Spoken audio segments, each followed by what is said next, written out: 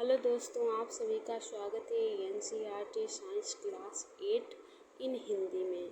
इसमें हमारा chapter number है 18। चैप्टर नंबर 18 उसमें क्या है, मैं एक पाठ करा चुकी हूँ। आज हम पढ़ेंगे विशिष्ट अध्ययन ताजमहल, जिसमें हमने क्या है, हमारे 17 चैप्टर कंप्लीट हो गए हैं।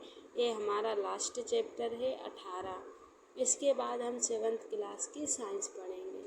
तो यहाँ पे हम देखते हैं पिछले 2 दशकों ने अधिक समय से पर्यटकों को सर्वाधिक आकर्षित करने वाला भारत में आगरा शहर में स्थित ताजमहल चिंता का विषय बना हुआ है। विशेषज्ञों ने ये चेतावनी दी है कि वायु प्रदूषक इसके सफ़ेद संगमरमर को बदरंग कर रहे हैं। जो इसमें क्या है,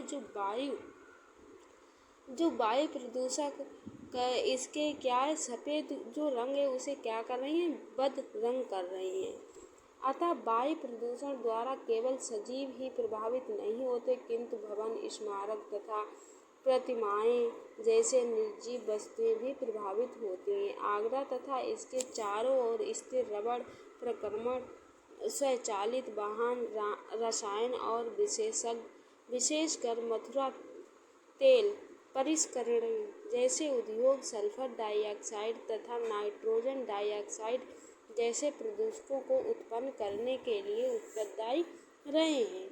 ये गैस वायुमंडल में उपस्थित जल वाष्प से अभिक्रिया करके सल्फ्यूरिक अम्ल तथा नाइट्रिक अम्ल बनाती हैं। इसमें क्या है, ये गैसें क्या होती हैं, वायुमंडल में उपस्थित जो जल वाष्प होता है उससे अभिक्रिया कर लेती हैं और सल्फ्यूरिक अम्ल तथा नाइट्रिक अम्ल बनाती हैं। वर्षा को अम्लीय बनाकर वर्षा के साथ पृथ्वी पर बरस जाते हैं।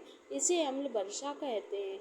अम्ल वर्षा के कारण स्मारक के संगमरमर का संरक्षण होता है। इस परिघटना को संगमरमर कैंसर भी कहते हैं। मथुरा तेल परिष्करण से उत्सर्जित काजल कण जैसे निलंबित कणों का संगमरमर को पीला करने में योगदान है।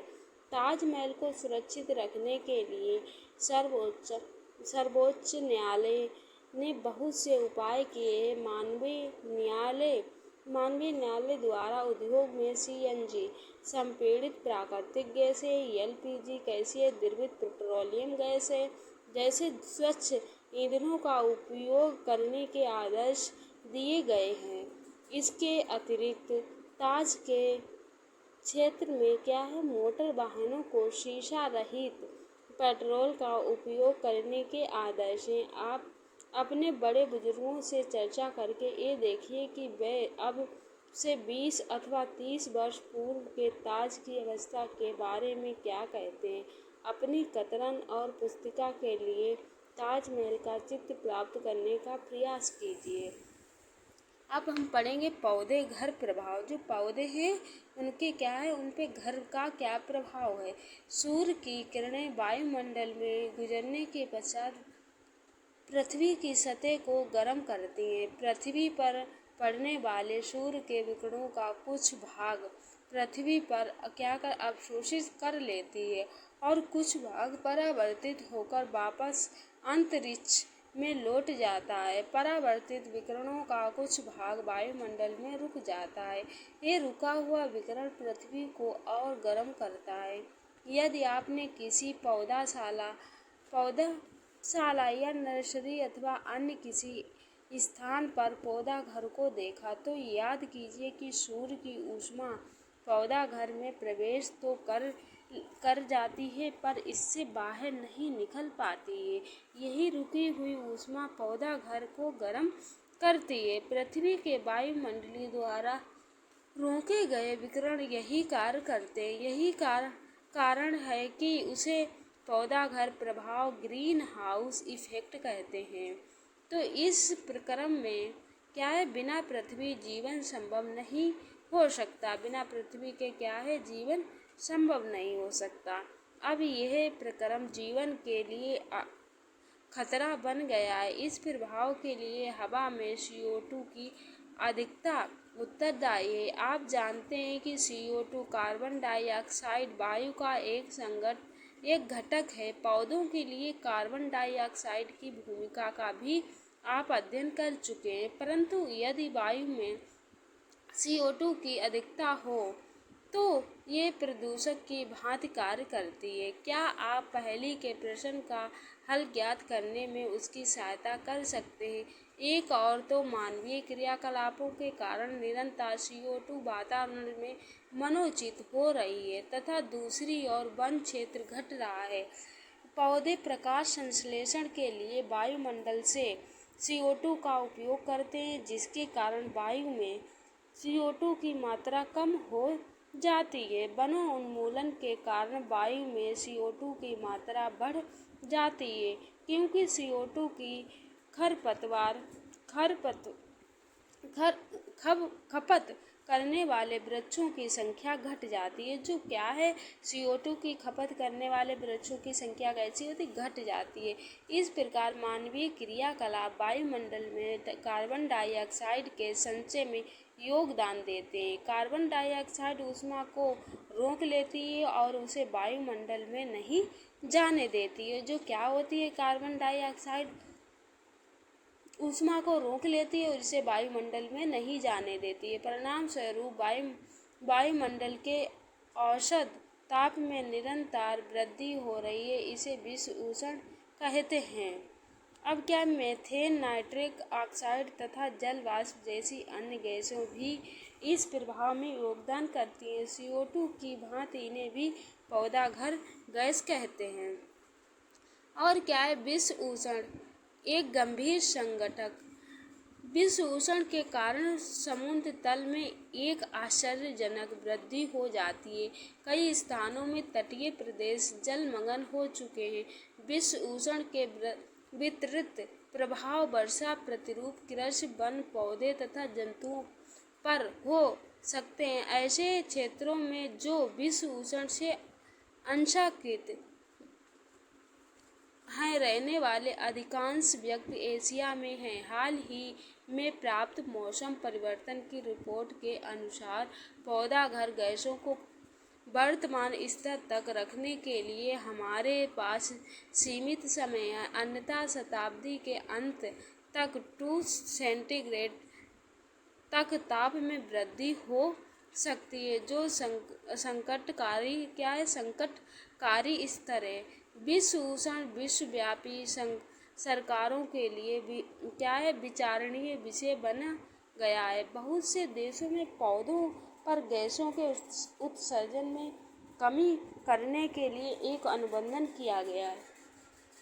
संयुक्त राष्ट्र सम्मेलन के अंतर्गत कायोटो प्रोटोकॉल ऐसा ही अनुबंध है जिस पर बहुत से देश हस्ताक्षर कर चुके हैं। बूझों को ये सुनकर आश्चर्य हो रहा कि पृथ्वी के ताप पर केवल 0.5 सेंटीग्रेड जितनी कम वृद्धि के इतने गंभीर परिणाम हो सकते हैं। पहली उसे ये बताती है कि अभी हाल ही में समाचार पत्रों में उसने यह पढ़ा था कि हिमालय के गंगोत्री हिमनद विश्व उष्ण के कारण पिघलने आरंभ हो गए हैं।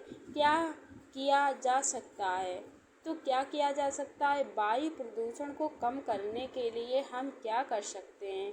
तो प्रदूषण के विरुद्ध हमारी लड़ाई में सफलता अनेक कथाएं हैं। उदाहरण के लिए कुछ वर्ष पूर्व दिल्ली संसार में सर्वाधिक प्रदूषक नगर था। कुछ समय क्या था, जो दिल्ली था प्रदूषक नगर था, सबसे अधिक प्रदूषक वाला नगर था। यहाँ पेट्रोल तथा डीजल से चलने वाले मोटर वाहनों में निकले हुए धुएं के कारण दम घोटू सांसरोधी वातावरण था। वाहनों को शीशा रहित पेट्रोल, CNG के जैसे अन्य ईंधनों द्वारा चलाए जाने का निर्णय किया गया। इन उपायों द्वारा शहर का वायु अपेक्षाकृत स्वच्छ हो गई है। तो देख लेते दिल्ली में जो चलाए गए हैं सर्वाधिक परिवहन बस, तो क्या है, CNG द्वारा 40 सार्वजनिक परिवहन बस हैं, स्वच्छ हो गया है। आप भी कुछ ऐसे उदाहरण जानते होंगे जिनसे आपके क्षेत्र में वायु प्रदूषण कम किया गया है। उदाहरण की अपने मित्र से चर्चा करिए। क्या आप हिमालय में बच्चों द्वारा चलाए गए अभियान पटाखों या बहिष्कार करिए के विषय में जानते हैं? इस अभियान ने दिवाली के दिनों में वायु प्रदूषण के स्तर में काफ़ी अंतर ला दिया है। सरकार तथा अन्य एजेंसियों द्वारा विभिन्न स्थानों पर वायु की गुणवत्ता का नियमित मॉनिटरीकरण किया गया था। इन आंकड़ों का उपयोग कर हम अपने मित्र तथा पड़ोसियों में वायु प्रदूषण के प्रति जागरूकता उत्पन्न कर सकते हैं। तो क्या है हमें अपनी ऊर्जा की आवश्यकता की पूर्ति के लिए जीवाश्मीय ईंधन के स्थान पर वैकल्पिक ईंधनों को अपनाने की आवश्यकता है। ये वैकल्पिक ईंधन सौर ऊर्जा, जल ऊर्जा तथा पवन ऊर्जा हो सकती है। तो क्या है जो हमारा क्रियाकलाप दिया गया है 18.4, यहाँ से हम कल दूसरे वीडियो में नेक्स्ट वीडियो में करेंगे। तो मिलते हैं नेक्स्ट वीडियो और इसके आगे टॉपिक के साथ में। जो हमारा कंटेंट बचा हुआ है उनसे हम पूरा करेंगे, फिर उसके बाद हम इसके सारे अभ्यास प्रश्न करेंगे।